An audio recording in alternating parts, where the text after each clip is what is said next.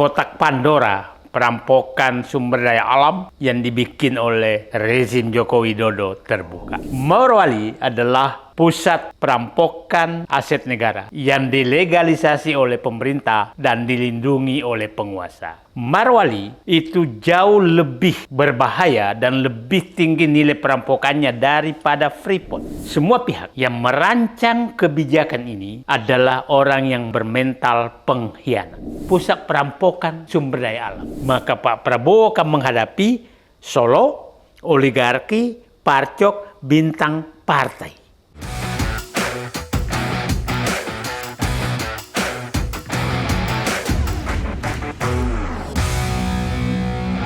Kembali bersama saya di Abraham Samad Speak Up. Netizen, hari ini saya menghadirkan tamu yang luar biasa. Ini sahabat kita semua, Bung Said Didu. Assalamualaikum. Waalaikumsalam. Ex-Sekjen Kementerian BUMN, manusia merdeka. Pak Said, ini kok tiba-tiba ribut ya?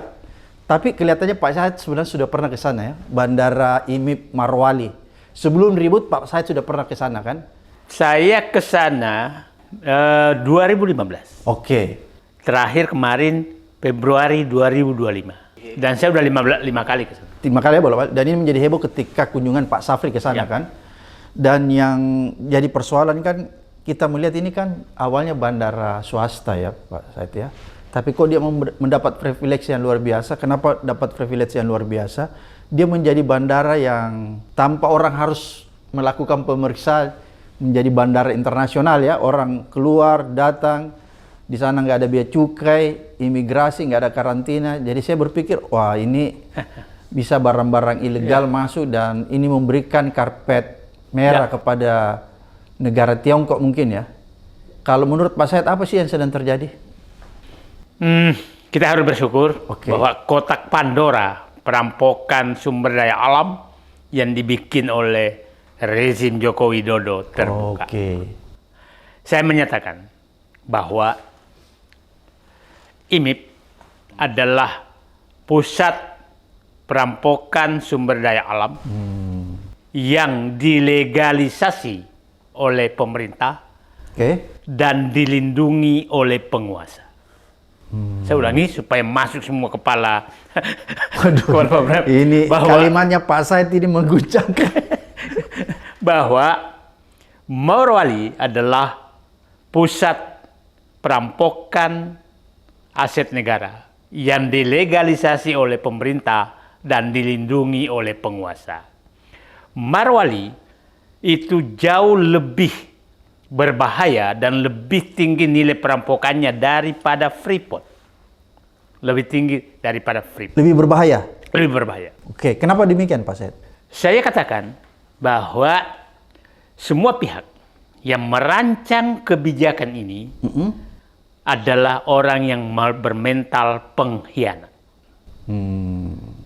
Dan kedatangan Safri Samsudin kemarin itu adalah datangnya negara untuk mengembalikan kedaulatannya yang sempat diserahkan oleh rezim Joko Widodo ke Cina. Berarti kemarin kedatangan Pak Safri itu sekaligus boleh dikatakan negara sudah hadir. Negara sudah hadir, yang sempat hilang. Tadinya nggak ada negara di situ. Negara. Nah, Pak Abraham, kenapa saya katakan ini pusat perampokan negara?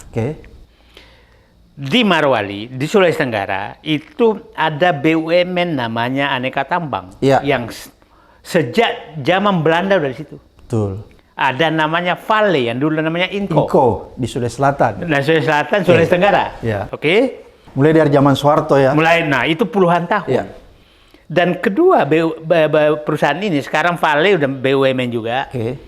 Ini menunjukkan, memberikan kesejahteraan rakyat dan pendapatan negara yang sangat nyata. Dia selalu untung ya, bukan seperti BUMN yang untung, dan dia tidak mendapatkan fasilitas apa-apa. Nah, tahu-tahu datang Cina, yang kita tahu persis. Negara Cina ya? Negara Cina. Pada saat itu, negara Cina, saya menganggap Luhut Binsar Panjaitan, duta besar Cina di Indonesia. Kenapa demikian Pak Said? Karena dulu apapun, saya sampai sering menyatakan, Kalau ada hambatan terhadap saya lapor ke saya gitu kan.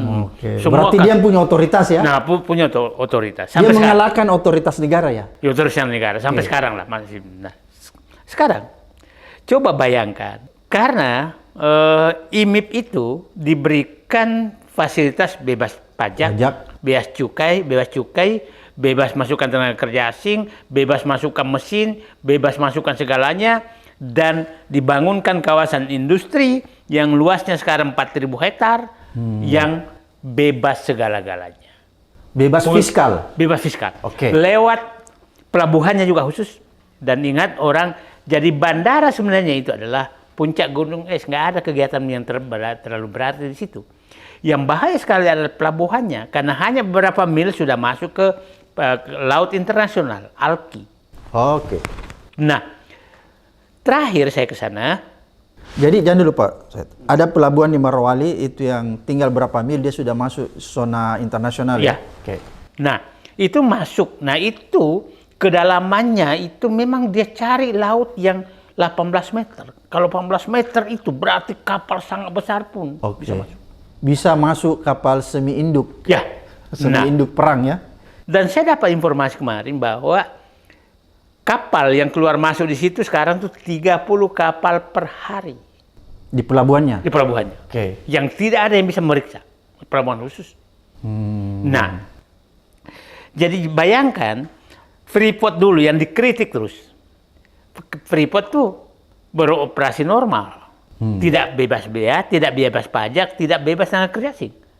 Oke. Nah, sementara ini bebas semua. Nah, BUMN di sebelahnya nggak bebas. Nggak dikasih fasilitas negara. Bayangkan. Padahal ada di situ ya? Ada di situ. Oke. Nah, jadi, itulah saya katakan bahwa ya perancang kebijakan ini adalah memang punya hati bakat pengkhianat. Karena BUMN ada, kau kasih, kasih ke Cina. Swasta gitu. ya? Swasta. Nah, itulah sebabnya. Dan dengan Jangan dulu Pak, siap. Di Morowali ini ada pengelolaan nikel ya? Ada. Oke, jadi bandara itu dijadikan tempat lalu lalang ya, sekaligus pelabuhan ya, untuk keluar masuknya orang-orang tenaga kerja Cina. Dan saya lihat, sepertinya kan begini, 2015 itu kan saya sebagai staf khusus Menteri SDM. Oke. Dan ketua tim penelaah smelter nasional. Oke. Jadi prinsipnya semua smelter yang mau dibangun tuh lewat Said Didu dulu. Oh iya. Ya, itu kira-kira. Jadi Pak Said tahu betul ini. Tahu ya? betul. Oke. Nah, Pak Sudirman Said itu kau ke sana karena Presiden Jokowi minta ini dapat perhatian khusus. Oke. Datang saya ke sana. Terus saya duduk, loh, kok bekas Dirjen Perindustrian sebagai dirut? Kok dirut kok di sini? Oke. Ya dirut Pak. Nah, di sampingnya Sintong Panjaitan, Komut. Komut ya. Ya. Jenderal Sintong Panjaitan, bekas Komandan Kopassus ya? Ya. Oke. Nah, terus ini izinnya dari mana? Kan harusnya saya tahu dong. Iya. Pak, izin kami dari perindustrian. Loh, kok izinnya dari situ? Nah, sementara Undang-Undang Minerba itu seharusnya orang baru boleh bangun smelter kalau dia menunjukkan bahwa dia punya pertambangan. Ada lokasi pertambangan. Ada lokasi pertambangan, dia sudah punya IUP. Ya. Nah, ini nggak ada. Nah, terus dia cerita, bahan bakunya dari mana? Gampang Pak, nanti akan terbit larangan ekspor. Jadi dia yang merancang semua itu. Jadi seluruh kebijakan undang-undang dia rancangnya untuk kepentingannya? Untuk kepentingannya. Oke. Nah, terus, wah kaget-kaget juga saya kok kayak begini nih. Nah, bayangin tuh Pak Abraham Samad, saya dijemput pakai heli dari Kendari ke sana. Oke. Ya, saya masih staf khusus. Ya. Ya, pasti kalau saya nggak setuju pasti kena. Pulang saya, Pak, kacau nih Pak. Nah, berlanjut, Pak Dirman bilang, Pak Presiden 2015 tuh, Mei. Oke. Pak Presiden mau meresmikan. Presiden siapa tuh? Jokowi. Oke. Nah, terus Pak Dirman bilang, Presiden minta saran, apakah dia hadir? Terus saran Bapak gimana? Saya sarankan jangan hadir, karena ini belum clean and clear. Clean and clear itu maksudnya, smelter itu harus ada tambangnya. Ini nggak ada tambangnya. Ya. Nah, setelah itu, Ternyata berangkat ya peresmian dengan Luhut tanpa mengajak Sudirman Said. Padahal belum ada lokasi tambahnya. Belum ada. Nah, bersamaan itu dia minta izin ke Jonan untuk membangun bandara khusus. Inilah MIP. MIP. Bandara khusus ya? Jawabannya Jonan, nggak usah. Nanti kita bangunkan bandara Morowali, kita besarkan. Oke. Nah, paham. Nah, jadi Pak Jonan bilang bandara Morowali aja dibesarkan, dijadikan status internasional. Nanti saya kasih APBN. Okay. Nah, udah dikasih APBN jalan, diganti Jonan. Nah, Budi Karya kasih izin. Oke. Jadi saya pikir 2 menteri diganti 2016 itu juga karena IMIP. Sudirman Said karena melarang meresmikan, Jonan karena melarang membangun bandara gitu. Oke. Ini sudah jelas ini ya, baru kali ini jelas ya. Oke, jadi zaman Menhub baru diizinkan. MIP dibangun. Bandara IMIP. Oke. Bandara IMIP dibangun. Nah, saya katakan tadi, ini dibungkus hilirisasi. Jadi begini ya, ini umpamanya kawasan berikat IMIP, gitu kan? Ini kan OR masuk ke sini. Iya. OR masuk ke sini. Disinilah ditimbang OR itu adalah tanah yang mengandung nikel. Ya, paham. Setelah ini dihitunglah berapa OR-nya, ini baru bayar royalti. Ya. Oke. Nah, pemurnian namanya. Ya. Bayar royalti itu bukan yang IMIP bayar, tapi yang punya OR. Iya, betul. Nah, jadi dia nggak pernah bayar. Masuk ke sini udah bebas pajak semua. Ke IMIP. Di sini jadi stainless steel, di sini pick iron, di sini jadi baterai. Di sinilah pemurniannya. Yang dianggap hilirisasi. Ya. Jadi kalau Jokowi dan Luhut menyatakan ada hilirisasi di Indonesia, nggak ada. Yang ada adalah hilirisasi Cina di Indonesia. Negara Cina. Nah, hilirisasi barang Cina di Indonesia, hasil tambang Cina di Indonesia. Jadi tidak ada hilirisasi di Indonesia. Dengan hilirisasi di Indonesia terjadi di Antam, di Vale, di Freeport. Ya. Karena setiap hilirisasi yang naik nilai tambahnya, maka negara dapat pajak di situ. Negara dapat royalti di situ. Di sini nggak dapat lagi apa-apa. PNBP pun dapat. Nah, itulah saya katakan, inilah kenapa saya katakan pusat perampokan sumber daya alam. Nah, karena betul-betul setelah masuk sini milik Cina. Nah, itu juga lah menyatakan ekspor kita nikel tinggi. Ekspornya Cina di sini kan udah milik Cina. Pelabuhannya di sini keluar, maka tercatat sebagai ekspor Indonesia, tapi bukan milik Indonesia. Pemasukannya nggak masuk ke Indonesia? Nggak masuk, karena memang sudah dibebaskan.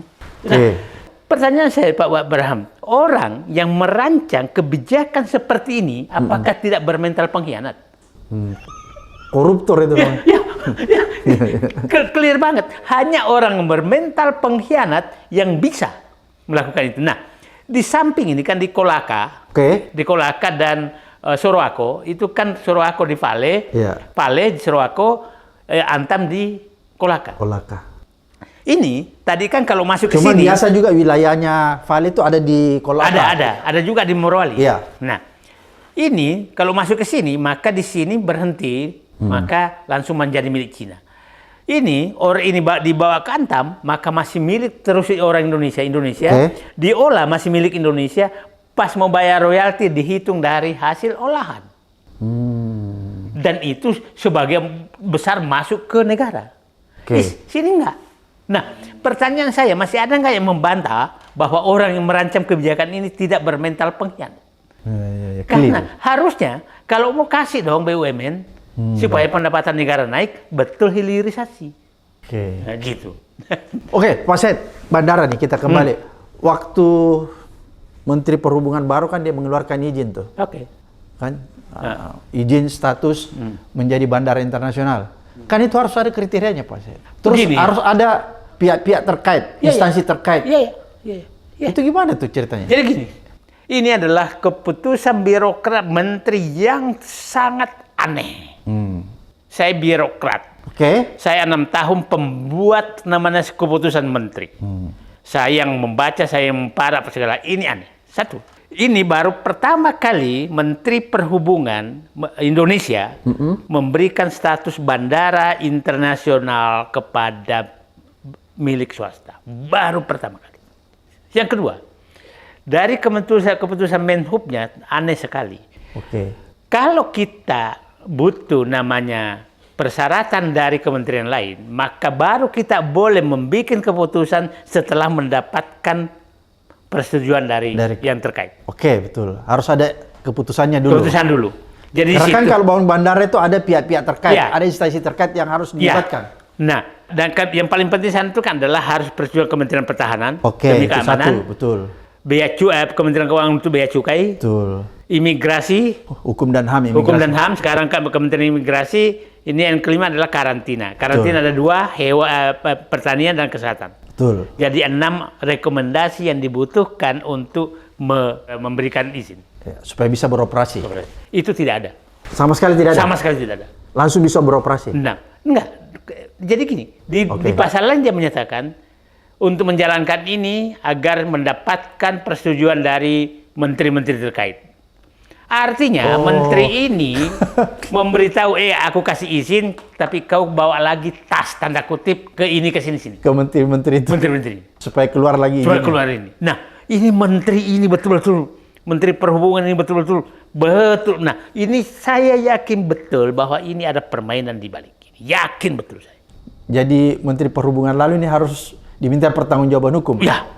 Nah, yang menarik Bang Abraham, Kepmen 38 tahun 8 Agustus 2025 keluar 4 bandara untuk menjadi bandara internasional tanda kutip. Ya, ada 4 bandara swasta yang dijadikan bandara internasional. Ya, 1 IMIP, 2 IWIP, IWIP di Wadebai, pemiliknya sama.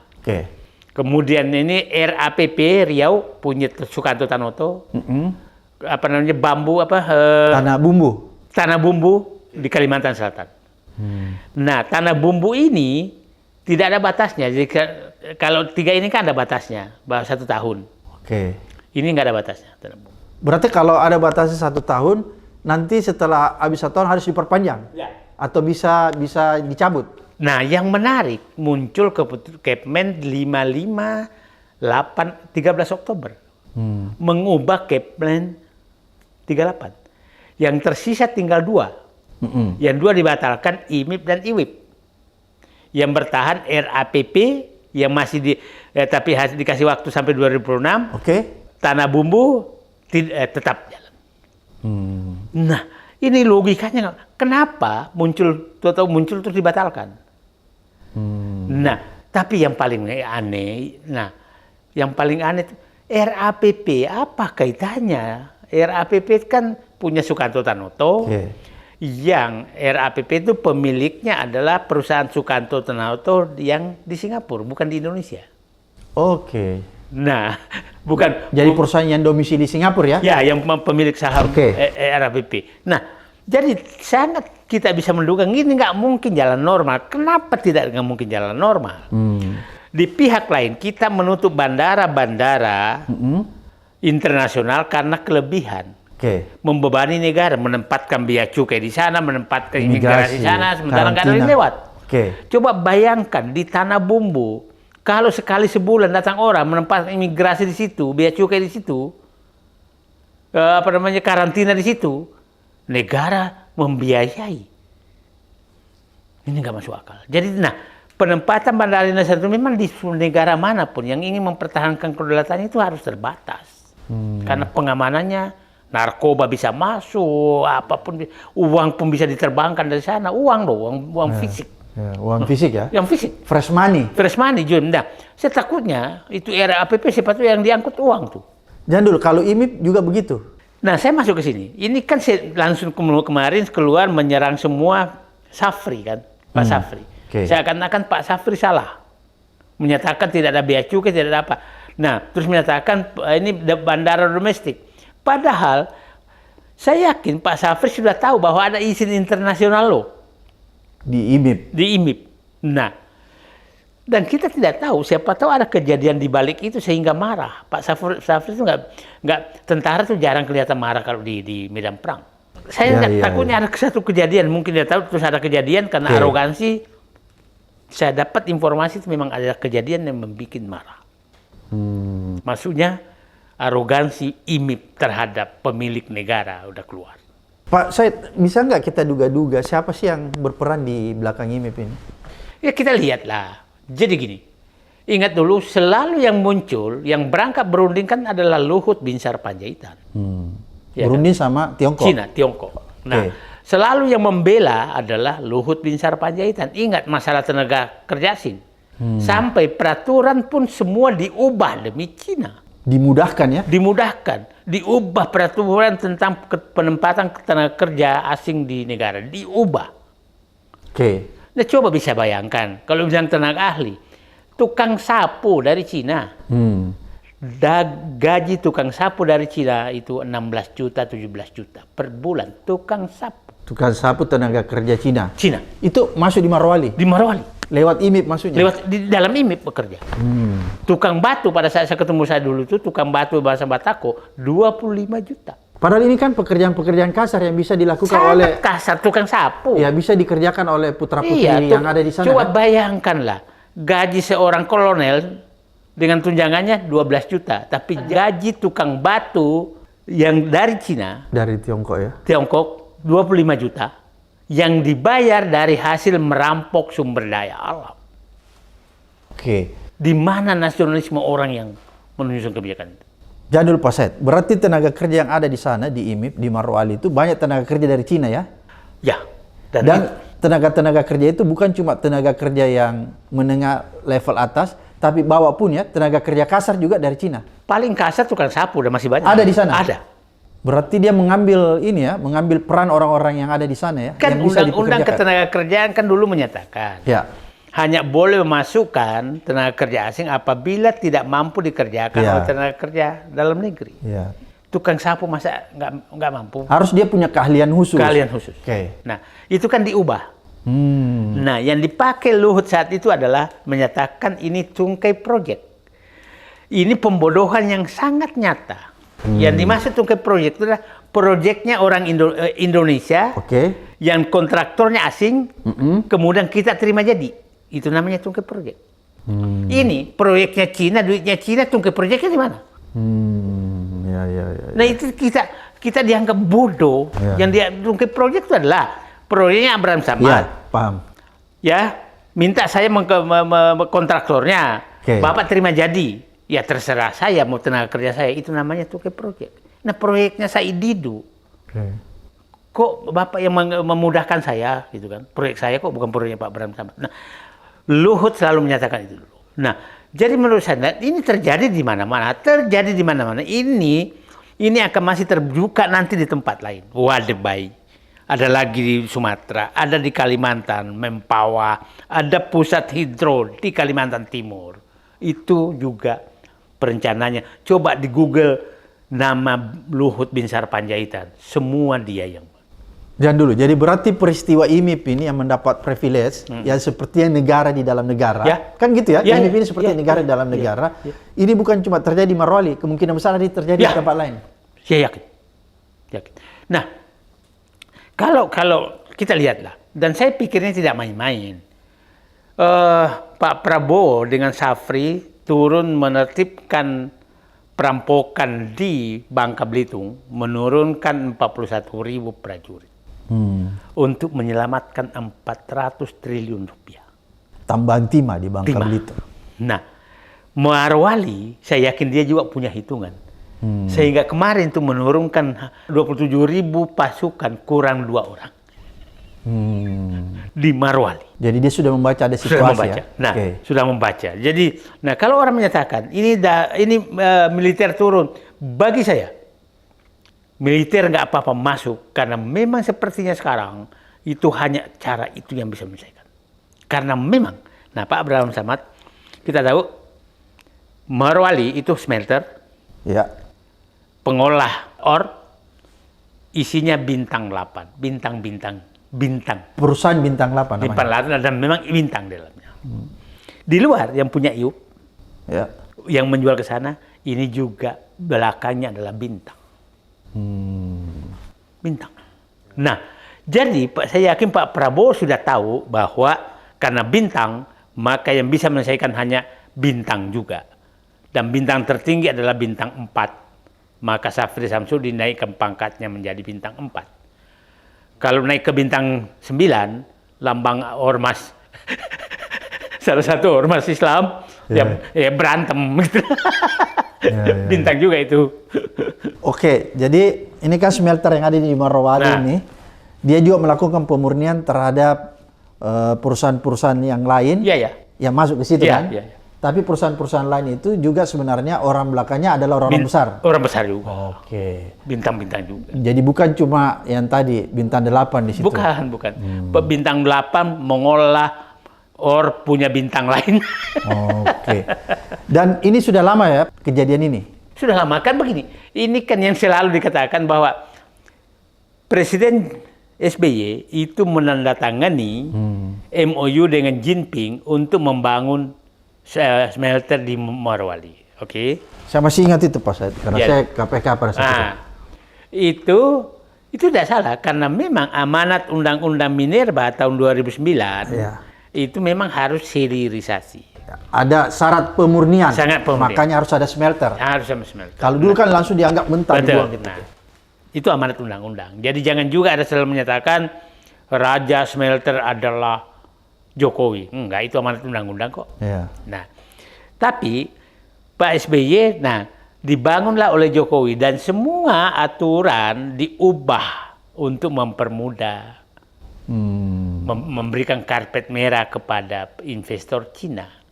Dan di saat yang sama dia berteriak terus, kita berhasil mengambil Freeport. Tapi di tangan kirinya, di tangan kanannya dia serahkan timah ke Cina. Nah, sementara Freeport sebenarnya beroperasi secara normal, bayar biaya, bayar cukai, bayar pajak, semua dibayar. Normal. Legal. Oke. Ini tidak ada sama sekali. Tidak ada pemasukan buat negara. Tidak. Jadi pajak di sana nggak dibayar. Nggak. Fiskal nggak ada ya? Non fiskal juga, BNPB juga nggak ada. Di MIP itu ya? Mungkin PBB mungkin ada, mungkin kan. Tapi kawasan berikat biasanya negara udah kasih. Nah, jadi, terus kedaulatan memang orang bilang itu bupati aja nggak bisa masuk kok. Siapa yang bisa masuk? Pak Said pernah masuk ke sana ya? Saya 5 kali masuk. 2 kali yang tidak normal, pakai ganti rambut, ganti apa supaya saya bisa. Undercover. Undercover. Oke, Pak Said, apakah keberadaan Bandara IMIP di Morowali itu memang di sana tidak ada biaya cukainya, nggak ada imigrasinya, nggak ada karantinanya? Nggak ada, tapi kan pasti Pak Menteri Pertahanan Syafri Samsudin pasti udah tahu bahwa ini sudah status bandara internasional. Kalau status kan berarti harus ada dong. Iya, tapi selama ini nggak ada. Nggak ada. Jadi orang bebas saja masuk di sana, nggak ada pemeriksaan. Sebenarnya selalu menyatakan bahwa itu tidak pernah ada penerbangan langsung, katanya kan. Oh, jadi dalilnya bahwa tidak pernah ada penerbangan langsung. Dia selalu katanya berhentinya di Makassar, turun di sana. Oke. Baru diperiksa oleh imigrasi, diperiksa oleh bea cukai, baru boleh terbang. Tapi pertanyaan saya adalah, apakah betul? Kalau kita prakteknya lah. Kalau di atas pesawat, terus apakah imigrasi itu akan datang ke pesawat ngecek berapa orang? Betul. Dalam pesawat. Pasti yang kalau umpamanya mungkin di dalam pesawat ada 20, turunlah 5, bawa paspor, sudah diperiksa. Dianggap sudah clear. Jalan. Apakah ada yang bisa memeriksa apa yang dibawa di dalam pesawat? Masuk dan keluar.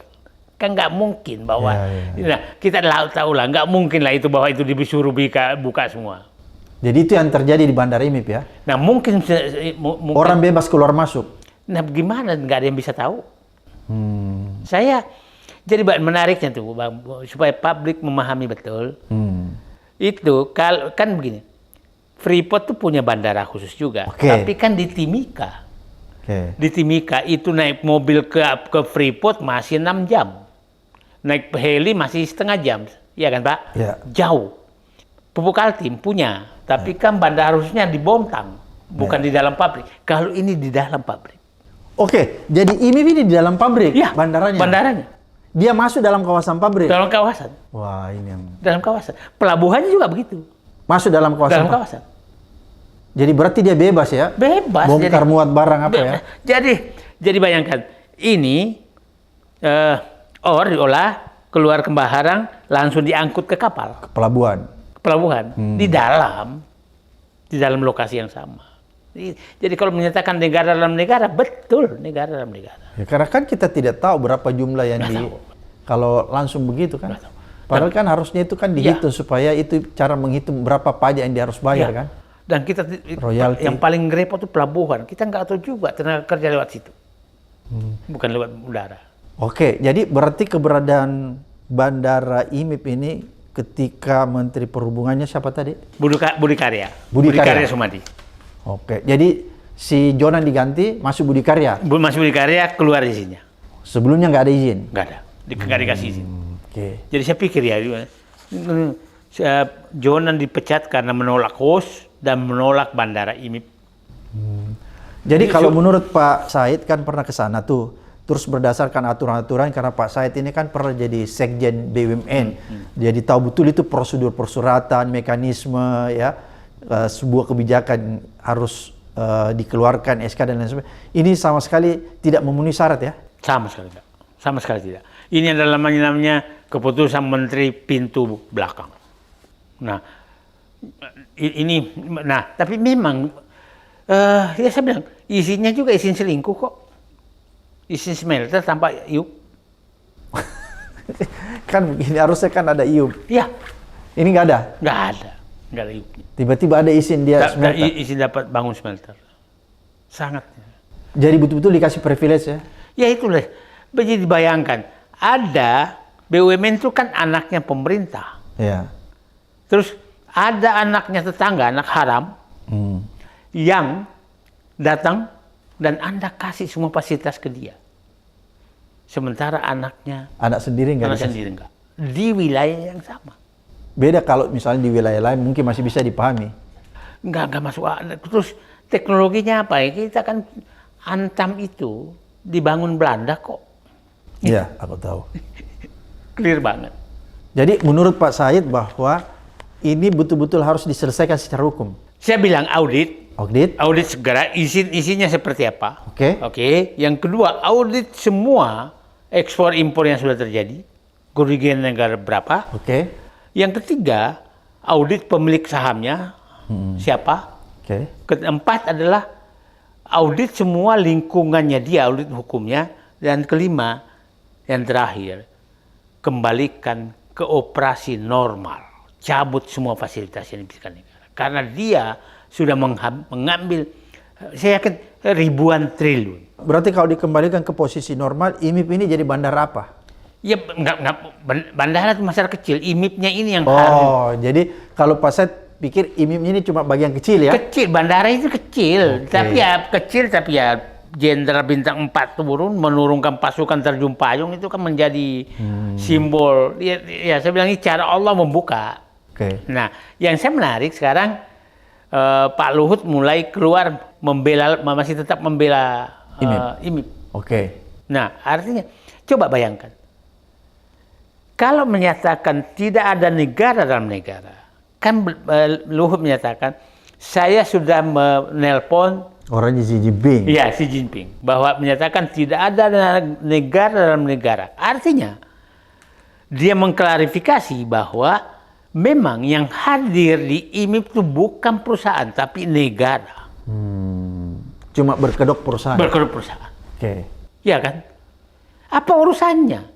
Ini kan milik swasta yang punya investasi di IMIP. Apa urusannya dengan Jinping? Oke.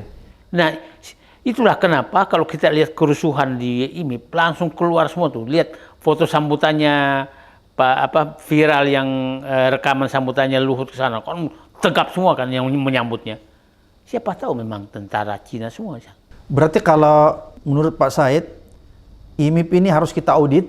Ya. Kemudian bandara ini tidak boleh lagi diberikan status bandara internasional. Enggak. Udah dicabut sih. Ya udah dicabut. Maksudnya kan bisa saja nanti suatu Ya. waktu terbit lagi. Ya.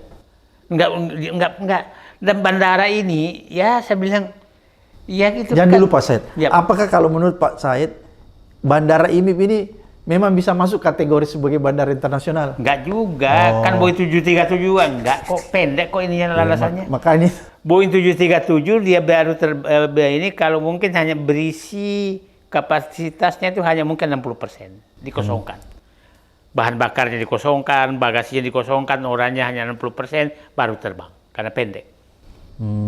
itu yang terjadi ya. Yang terjadi. Jadi nggak ada persyaratan menjadi bandara internasional. Jadi kelihatan bahwa ada permainan memang ya. Ada. Dan yang kita harus sikapi bahwa ini bukan terjadi di Morowali saja ya. Bukan. Ada di beberapa tempat Yang ya. ini tuh paling repot nanti Wadebai. Wadebai itu gini. Oke. Itu bandaranya Pak lebih panjang. Tidak ada jalan masuk sama sekali. Kalau orang mau ke sana dari Maluku Utara itu naik kapal 3 jam. Luas pulau itu hampir 100.000 hektar. 20.000 hektar sudah dikuasai Wadebai. Wadebai ini bintang 8 juga. Sama yang beroperasi di Cinanya beda nama perusahaannya, tapi biasanya perusahaan Cina tuh itu di belakangnya sama aja ya, di ujungnya. Oke. Nah, itu Wadebai. Nanti yang paling ini adalah yang Kalimantan Timur yang pelabuhan terbesar, dan pada saat sambutan saat itu Luhut Binsar Panjaitan menyatakan ini bagian daripada belt Cina itu. Iya. Terbuka menyatakan. Nah, jadi ini menurut saya sepertinya Pak Prabowo udah paham bahwa ini harus dibongkar nih. Karena kedaulatan kita sudah. Jadi menurut Pak Said bahwa dengan hadirnya Pak Safri itu menunjukkan bahwa negara sudah hadir. Saya menyatakan ini, kelihatannya Pak Prabowo di mana-mana kan dia menyatakan kedaulatan ekonomi kita harus ambil. Dan saya lihat betul-betul dia laksanakan. Mulai dari Bangka Belitung, sekarang Morowali, sekarang nanti Wadebai, yang lain-lain saya pikir itu yang sedang dilakukan. Nah, saya ingatkan publik bahwa ini pasti digiring orang bahwa ini terjadi militerisme. Karena yang turun adalah Menteri Pertahanan, ya kan Pak? Dan membawa tentara. Oke? Digoreng begitu ya? Pasti digoreng begitu. Dan pasti mereka lakukan itu. Nah, artinya, tapi kita harus tahu bahwa Pak Safri turun itu bukan sebagai Menteri Pertahanan, tapi Ketua Harian Dewan Pertahanan Nasional. Ketuanya Presiden. Nah, yang dia ke Dewan Pertahanan Nasional itu mempertahankan kedaulatan. Salah satu kedaulatan dipertahankan, kedaulatan ekonomi. Nah, kedaulatan ekonomi ini yang sedang dilakukan. Turun. Nah, kenapa menurunkan tentara menurut saya? Karena musuhnya memang bintang. Ya kan? Ya, Nah, para bintang. Para bintang. Jadi ini perang bintang ya? Ya, perang bintang ini. Nah, yang saya perlu kita waspadai dan Pak Prabowo waspadai adalah kalau yang selama ini kita menyatakan bahwa yang berat melawan geng SOP, Solo Oligarki Parcok. Sekarang kita harus bahwa ini SOPB, Solo Oligarki Parcok Bintang. Ada tambahan satu ya? Ya. Nah, ada bahaya lagi kalau bintang-bintang ini dan para oligarki ini yang membiayai partai menggoda partai. Maka Pak Prabowo akan menghadapi Solo Oligarki Parcok Bintang Partai. Jadi Pak Prabowo kalau melakukan agendanya memberdayakan rakyat, tidak ada jalan lain lah menyatu ke rakyat. Biarkan rakyat dengan Prabowo berhadapan dengan 5 ini. 5 ini, saya ulangi, Solo, Oligarki, Parcok, Bintang, dan Partai. Nah, saya yakin dia sedang melakukan konsolidasi. Itu ancaman bagi negara ya? Ancaman bagi negara. Nah, kalau ini berhasil dan berhasil menumbangkan Prabowo, maka negara Indonesia hilang. Ingat, Pak Purbaya kelihatannya mungkin keceplosan kemarin menyatakan, apabila pertumbuhan ekonomi tidak membaik di 2026, maka bisa mengarah ke penggantian rezim. Itu Pak Purbaya ngomong gitu? Purbaya. Keceplos? Saya nggak tahu keceplos atau seperti apa. Nah, Pak Purbaya orang bukan politisi. Iya. Artinya, biasanya kalau politisi bukan pernyataan politik tuh. Itu pernyataan fakta yang dia tahu. bahwa ada sesuatu. Ada sesuatu. Nah, yang saya waspadai adalah ini sudah melalui gerakan. Ya, Karena begini. Dia berkonsolidasi itu Berkonsolidasi kekuatan ini karena yang mengendalikan oligarki ini sumber uangnya semua. Ini uangnya ke Parcok, uangnya ke Solo, uangnya ke partai, uangnya ke Bintang. Jadi dia lagi konsolidasi ya. Dia konsolidasi. Dia menggoyangkan nanti ekonomi. Menggoyangkan ekonomi dan Pak Prabowo. Nah, itu saya bilang Pak Prabowo saatnya sekarang betul-betul membersihkan semua pengkhianat dan calon pengkhianat di dalam kabinetnya supaya itu betul-betul dan menyatu dengan rakyat, tidak jalan lain. Jangan anggap enteng. Baru kali ini loh ya, tidak ada presiden yang berani keluar seperti Prabowo itu mengangkat bendera perang kepada oligarki. Tidak ada. Baru dia. Dulu Pak Habibie setengah, tapi nggak semua. Yang lainnya nggak pernah. Karena Pak Habibie waktunya sempit. Sempit. Pak Harto juga enggak. Dia pakai lim siliong apa segala, gitu kan. Dia tidak melawan oligarki, tapi dia mengendalikan oligarki. Kalau Pak Prabowo melawan. Nah, memang.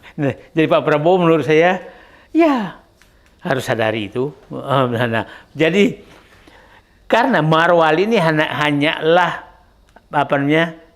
pengangkatan bendera perang melawan oligarki dan asing untuk mengembalikan kedaulatan ekonomi. Jadi saya buka-buka semua ini pernyataan saya sejak 10 tahun terakhir.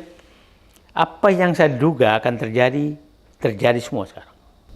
IKN, jalan tol, bandara mangkrak, sumber daya terjadi semua. Jadi karena saya bergaul banyak orang dan saya juga mantan birokrat lama, jadi paham betul apa yang terjadi. Mudah-mudahan setelah saya mengingatkan ya sekarang nggak enak, jejak digital gampang sekali. Oke, bahwa Pak Said memang sudah mengingatkan jauh-jauh hari sebelumnya gitu. Luar biasa nih apa yang disampaikan Pak Said. Mudah-mudahan ini membuka mata semua orang Pak Said ya. Mencerahkan orang agar supaya orang tahu bahwa ada ancaman yang ada di depan mata ini. Sampai ketemu di episode berikutnya di Abraham Samad Speak Up.